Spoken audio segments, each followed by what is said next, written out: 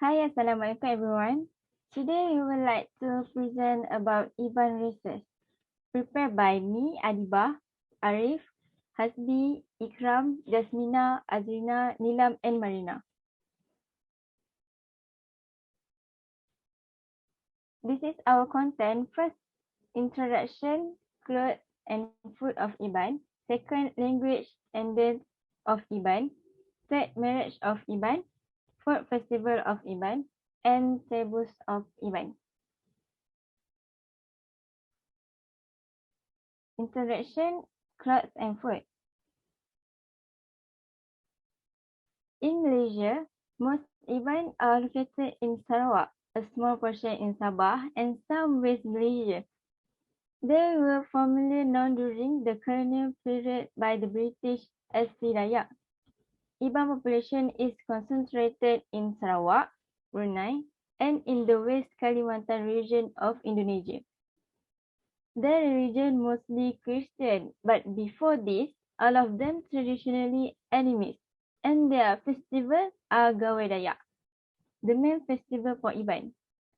The Iban music is percussion-oriented and Iban have a musical heritage consisting of various types of agung ensemble. Next.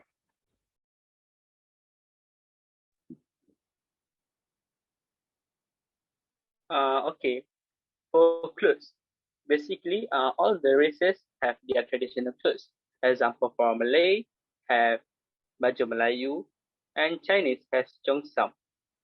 For Iban, their clothing for men is divided into two, kain sirat and dandung. Here I prepare a picture so you can prefer the picture. Okay, next. Women's traditional clothing is divided into three types, bidang, kalambi, bedung. So bidang and kalambi bedung, three types is different. Alright, next. Okay, now I would like to introduce to you about the traditional food of the Iban people. In the state of Sarawak, where there are very rich consisting of Mulana, Iban, Bidayu, and many more.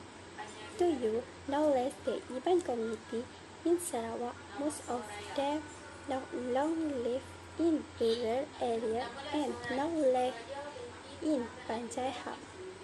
So, in order to maintain the custom and culture of the Iban community to maintain harmony, by the way, and prevent the heritage and tradition of the Iban community for being swallowed by them very traditional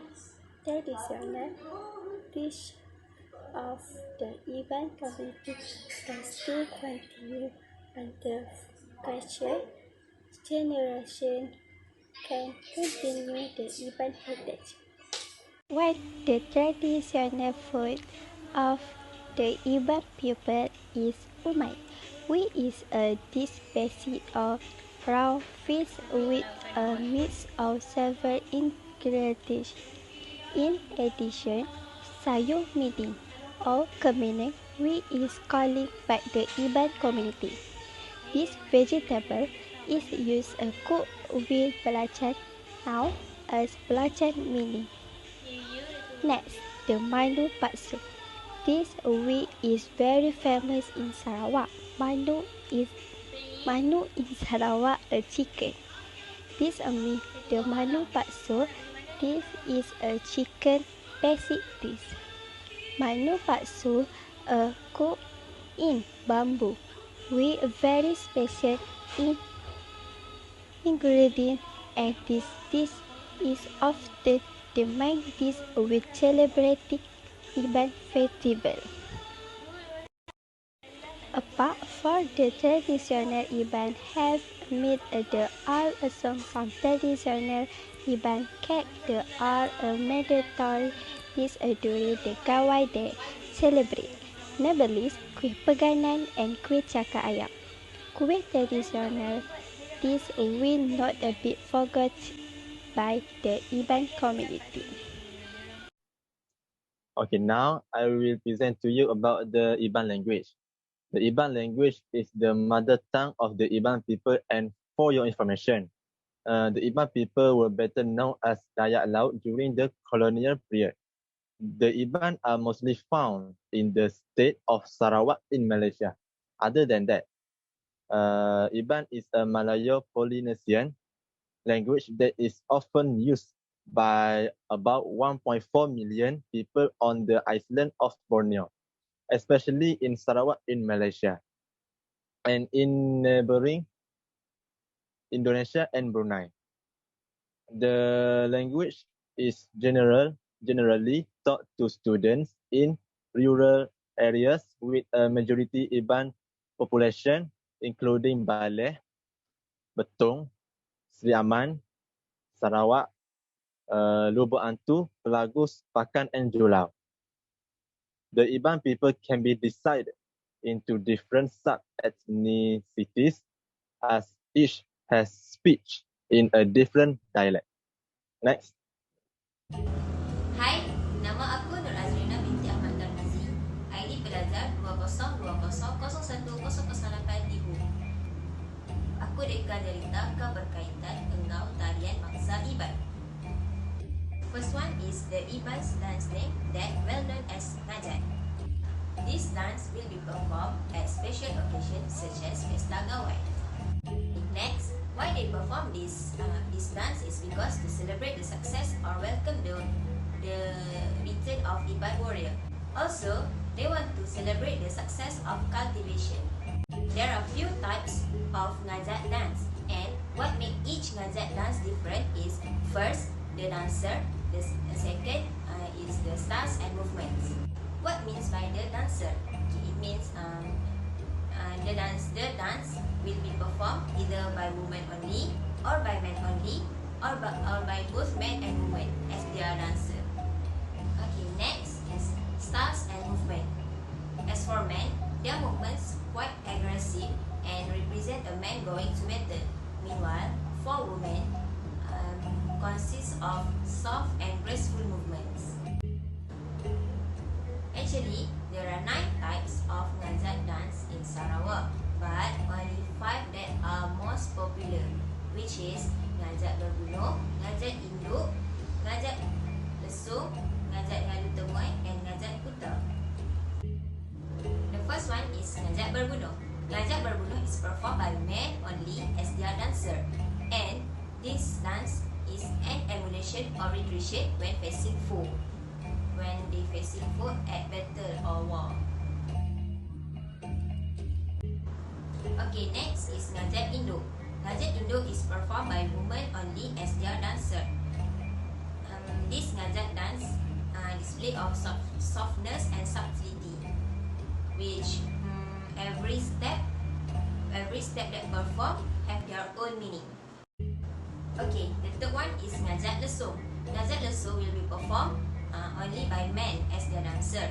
And for me, it's quite interesting Najat dance because the dancer will perform while beating the lesung. Let's see the video, a cut of video.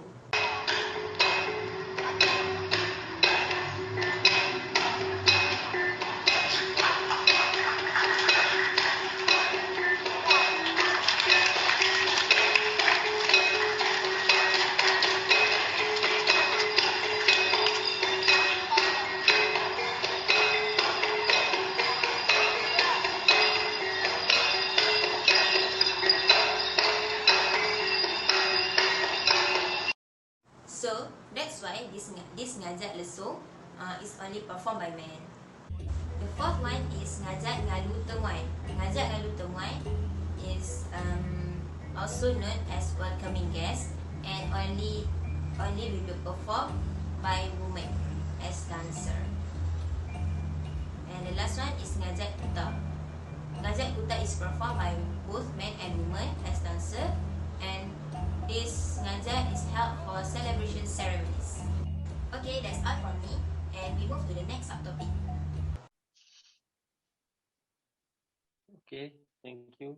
We continue about Iban marriage. The first one is the courtship. for the boy parents to propose on behalf of his son to the girl that his son interests. So that means when the boy's interest for one girl, he must tell their parents about the, his his interested to the girl, and that their parents must propose in a good way. The proposal, when the boy parents accept the girl, they will send a message confidentially. Uh, for the boy, he must uh, make sure his parents accept the girls, and his parent must send a message for girls in confidentially. The engagement and gift, when the issue of muat or mungubi and the some other of preparation for melafina. The engagement such as merisik or bertunang in Malay. The wedding ceremony a few weeks before the day of the marriage ceremony. And the last one, the blessing ceremony, the bridegroom and the party late take the bride back to his village and dress with traditional Iban costume.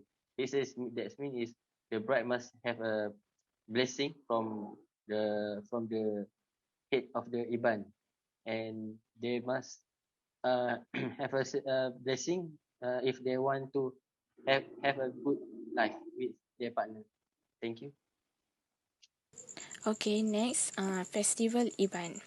Okay, the festival is one of the main aspect in very race, as well as being celebrated on almost every year. So the first point, Gawai means party.